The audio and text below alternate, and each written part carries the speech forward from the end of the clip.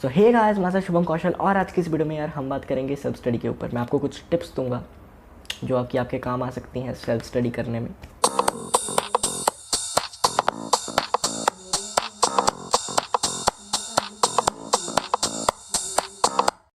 So guys, tip number 1 is make your self your enemy and then that enemy your friend. अपने आप को अपना शत्रु बना लो और अपने शत्रु को अपना मित्र। ये मैंने क्यों कहा? क्योंकि गाइस हम इंडिया में तो नहीं, मतलब हम बच्चे, जो ये जनरेशन है, ये पढ़ाई को एक शराब के तौर पे देखती। मुझे पढ़ना पड़ रहा है, मैं 10th क्लास में आ गया, इसलिए मुझे ज़्यादा पढ़ना पड़ेगा। बड़े दुखी हो गए, बट ये वरदान है। बट आजकल हम समझते हैं कि ये शराब है। सो शराब एक एनिमी ही देता है दूसरे एनिमी को। सो हमारे शत्रु ने, मतलब उसने हमें कहा कि मैं तुझे शराब देता हूँ, तुझे पढ़ना पड़ेगा। तो हम पढ़ने बैठ गए और शराब से हम मुक्त नहीं हो सकते, हमें पढ़ना पड़ेगा, ये समझ लो। फिर हम पढ़ने बैठ गए, हम पढ़ रहे हैं। सो फिर मैंने कहा कि उसको मित्र बना लो। अब ये मैंने क्यों कहा कि इतने भी स्ट्रिक्ट मत हो जाओ। स्ट्रिक्ट होना ज़रूरी है अपने आप से, बट इतना भी स्ट्रिक्ट मत हो जाओ कि वो क्विट कर जाए। ये वाला क्विट नहीं, क्विट मतलब पढ़ना छोड़ दे। सो उसे छोटी छोटी ब्रेक दो, जैसे हम अपने दोस्तों को फेवर करते हैं, उसे भी छोटी छोटी ब्रेक्स दो, उसके बारे में भी सोचो। सो जैसे हम ब्रेक्स देंगे, हमारी एफिशिएंसी बढ़ेगी, उससे कम नहीं होगी, बढ़ेगी। अगर हम 30 से 40 मिनट तक पढ़ सकते हैं, सो हमें 5 से 6 मिनट की ब्रेक बहुत है, 10 मिनट तो नहीं।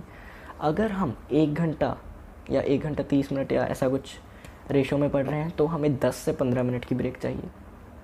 ये भी एग्ज़ाम्स में ज़्यादा फॉलो करते हैं बच्चे, वैसे तो इतना करते नहीं।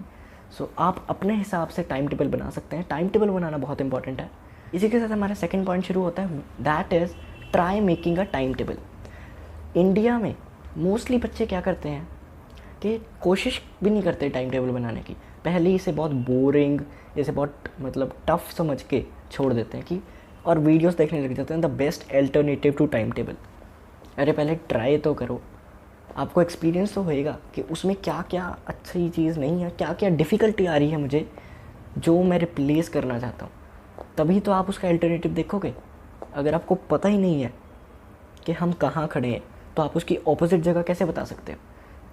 या सपोज़ करो कि आपसे किसी ने पूछा कि आप कहाँ पे हो, बाज़ार में कहीं घूम गए, आपको नहीं पता, आपको पता नहीं। उसने कहा चल कोई बात नहीं, मुझे तो बिल्कुल ऑपोजिट जगह, कि इस मार्केट के बिल्कुल ऑपोजिट क्या चीज़ आती वो बताते। जब आपको यही नहीं पता कि वो मार्केट कौन सी है, आप कहाँ पे हो, तो आप उसकी ऑपोजिट कैसे बता दोगे, उसकी जगह कैसे बता दोगे? सो अल्टरनेटिव ढूंढने के लिए आपको पहले टाइम टेबल बनाना ट्राई करो। ये नहीं कि 1 दिन ट्राई किया, 2 दिन ट्राई किया, 1 महीना 2 महीना ट्राई करो। अगर नहीं हुआ, जैसे अब जो हमें छुट्टियाँ हुई हैं पेंडेमिक की वजह से, उसमें आप टाइम टेबल बना सकते हो। अभी तो हमारे पास टाइम है, तो टाइम टेबल बना के ट्राई तो करो। अपना टाइम टेबल आपने बना लिया, 1-2 महीने से फॉलो किया और बाद में छोड़ भी दिया ना, तो आपने टाइम टेबल को छोड़ दिया, बट टाइम टेबल आपको नहीं छोड़ेगा।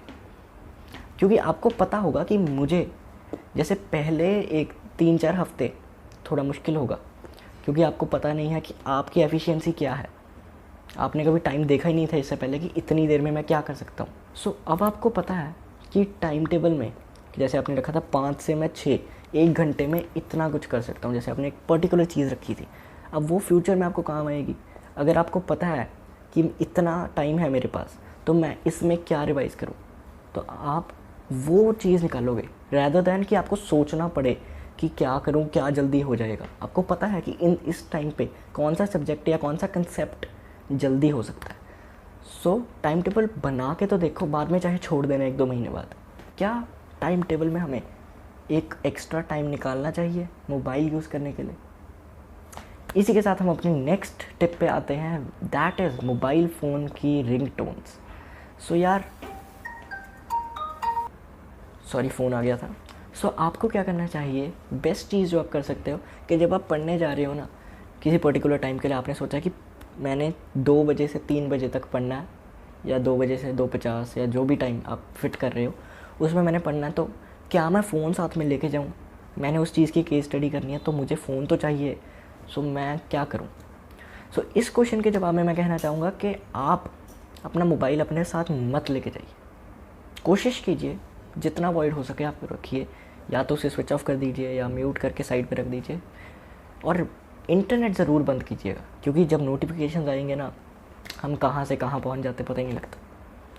सो मोबाइल कोशिश करो वहाँ पे लेके ही मत जाओ। सो पढ़ना कैसे है, आप हिस्ट्री सब्जेक्ट ले लो। हिस्ट्री सब्जेक्ट में थोड़े डिफ़िकल्ट या फिर नए वर्ड्स होते हैं जो हमें पता नहीं होते। सो जब हम हिस्ट्री पढ़ रहे होते हैं तब जो वर्ड्स हमें नहीं पता उन्हें हम अंडरलाइन या हाईलाइट कर सकते हैं, और उस लाइन को ना 2-3 बार पढ़ के देखो। आप तुक्का लगाओ कि वो जो वर्ड है उसका मतलब क्या हो सकता है, वहाँ पे लिखो, 2-3 बार पढ़ो, फिर वो मतलब सोचो, फिर लिख दो। ऐसे बहुत वर्ड्स मिलेंगे, उन सब के लिख लो। और जो आपने टास्क अचीव करने के बाद अपने आप को रेस्ट दी है, उसमें जब मोबाइल यूज़ करोगे ना, उन सारे वर्ड्स के आंसर्स ढूंढना, इन सारे वर्ड्स के मतलब क्या है, और आपको पता लगेगा कि कितना सिमिलर है। जितने तुक्के लगाओगे उतने आपकी वोकैबुलरी बढ़ेगी। सो उसको बाद में सही करके लिख देना, बट ना आपको अपनी गलतियाँ नहीं भूलेंगी। जो सही है वो भूल सकता है, बट जो आपने लिखा था वो नहीं भूलता। सो उसे जितना फ़नी बना सकते हो बनाओ। एग्ज़ाम्पल लें कि आप कपिल शर्मा शो के जोक्स या फिर डायलॉग्स वगैरह कभी भूलते हो? नहीं। सो वैसे ही आपको क्या करना है, इसे थोड़ा फ़नी वे में बनाने की कोशिश करनी है।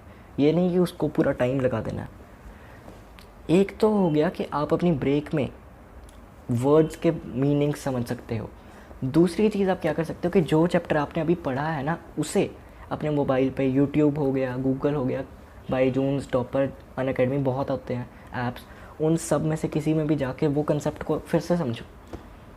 उससे जो आपको डाउट्स होंगे वो भी समझ आ जाएंगे और नई चीज़ें भी पता लगेंगी, क्योंकि वो बहुत ही वास्ट कंसेप्ट अगर है कोई तो। और तीसरा पॉइंट क्या होगा कि रिवीजन हो जाएगी। अगर हमारी उसी टाइम में 2 बार रिवाइज़ हो गया तो टाइम सेव हुआ है, टाइम यूटिलाइज हुआ है, कहीं वेस्ट नहीं हुआ मोबाइल यूज़ करके। और गाइस कोशिश करो कि आप अपना जो टास्क रख रहे हो ना कि 10 से 40 मिनट में मैंने क्या करना है, वो कोशिश करो कि ये मत रखो कि मैंने ये 10 या 20 पेज पढ़ने हैं। कोशिश करो कि मैंने इस पर्टिकुलर कंसेप्ट को समझना है। अगर वो एग्ज़ाम्स नहीं है तो, अगर एग्ज़ाम्स है तो आपको वो याद करना ही पड़ेगा, मतलब वो 10-20 पेज करने पड़ेंगे। सो इसी के साथ हमारा अगला पॉइंट है, being creative is not a good initiative. So पहले तो एक चीज़ समझो, जो टैलेंट्स की ये बातें होती है ना कि हमें पैदा होती सब कुछ आता था, ऐसा कुछ नहीं होता। क्रिएटिवनेस ये नहीं है कि हम कुछ क्रिएट कर रहे हैं, कुछ इन्वेंट कर रहे हैं, डिस्कवर कर रहे हैं कोई नई चीज़ जो दुनिया को नहीं पता, वो क्रिएटिवनेस नहीं है। क्रिएटिवनेस है कि हम कोई ऐसी चीज़ अपने अंदर इंक्लूड कर रहे हैं जो पहले नहीं थी। हम जब छोटे थे तब भी हम क्रिएटिव थे, हमने चलना सीखा, वॉक करना सीखा, फिर बोलना सीखा, वो हमने बाहर की कोई चीज़ इंस्टिल की अपने आप में जो हमारे पास पहले नहीं थी, वो होती है क्रिएटिवनेस। हर कोई क्रिएटिव होता है। सो कहते हैं ना क्रिएटिव बनो, क्रिएटिव बनो। सो बच्चों को लगता है कि उनमें कुछ क्रिएटिवनेस रही नहीं, वो बिल्कुल सीधे साधे ऐसे पढ़ते रहो पढ़ते रहो पढ़ते रहो पढ़ते रहो, ऐसी चीज़ों में अटक जाता। और कई लोग कहते तो हैं कि क्रिएटिव बनो, बट उनको खुद को नहीं पता क्रिएटिवनेस होती क्या एग्जैक्टली। सो इसी के साथ हमारा नेक्स्ट पॉइंट आता है कि जब आप पढ़ रहे हो ना, तब तो आप पढ़ रहे हो, लेकिन जब आप नहीं भी पढ़ रहे तब भी आप पढ़ रहे हो। पढ़ पढ़ पढ़ पढ़ बहुत आ गया ना, थोड़ा सिंपल कर देते हैं। सो इसका मतलब है कि जब हम स्टडी करने बैठे तब तो हम काम कर ही रहे हैं, जैसे मैंने कहा मोबाइल वगैरह छोड़ के काम करो। और जब हम नहीं भी पढ़ रहे, मतलब कोई और भी काम कर रहे हैं, तब भी उसमें भी हम स्टडीज़ के बारे में निकाल सकते हैं। तो यार जो रिवीजन होती है ना, वो कोई पर्टिकुलर ऐसा टास्क नहीं है कि हमें बैठकर उसके बारे में टाइम टेबल में टाइम पूरा दे के 40 मिनट 50 मिनट उसमें रिवाइज़ करना है। रिवीजन ऐसी चीज़ है जो हम कोई भी काम करते करते कर सकते हैं यार। हम कहीं भी हैं, रिवाइज़ कर लो, कुछ भी है। स्टिकी नोट्स इसलिए तो होते हैं कि अगर आप कार में कहीं जा रहे हो, मानो 10 मिनट का भी रास्ता है, उसमें भी आप रिवाइज़ कर सकते हो। सो इसी के साथ एक और पॉइंट जुड़ा हुआ है कि सिर्फ जो बुक्स में लिखा है, जो आपके सिलेबस में है, वो नहीं पढ़ना, वो नहीं समझना, और भी स्किल्स को समझो। क्रिएटिव बनो, जो आपको नहीं आता उसे सीखो। सो गाइस एक और चीज़ समझो कि ज़रूरी नहीं है कि जिस चीज़ की अमाउंट ज़ीरो है उस चीज़ की वैल्यू भी ज़ीरो। इसका मतलब कि कोई चीज़ आपको फ्री में मिल रही है, अगर वो आपको पैसे कोई नहीं लगा मतलब ज़ीरो, तो इसका ये मतलब नहीं है कि उससे हम कोई मॉरल वैल्यू भी नहीं ले सकते, कोई चीज़ सीख नहीं सकते। ज़रूरी ये नहीं है कि आप किसी इंस्टीट्यूट में जाके ही पढ़ रहे हो, ज़रूरी ये नहीं है कि आप स्पेशल कार की ट्रेनिंग ले रहे हो फिर जाकर कार चलानी आई आपको। हर कोई कार में ट्रैवल करता है, सीख सकता है। आपको वहाँ से वहाँ तक जाना था, पहले भी जाना था, अब भी जा रहे हो। पहले भी फ्री था, अब भी फ्री है आपके लिए, पेट्रोल तो लगेगा। अमाउंट तब भी ज़ीरो थी, अब भी ज़ीरो है। बट वैल्यू तब ज़ीरो थी जब आप कुछ नोटिस नहीं कर रहे थे, बस जा रहे थे।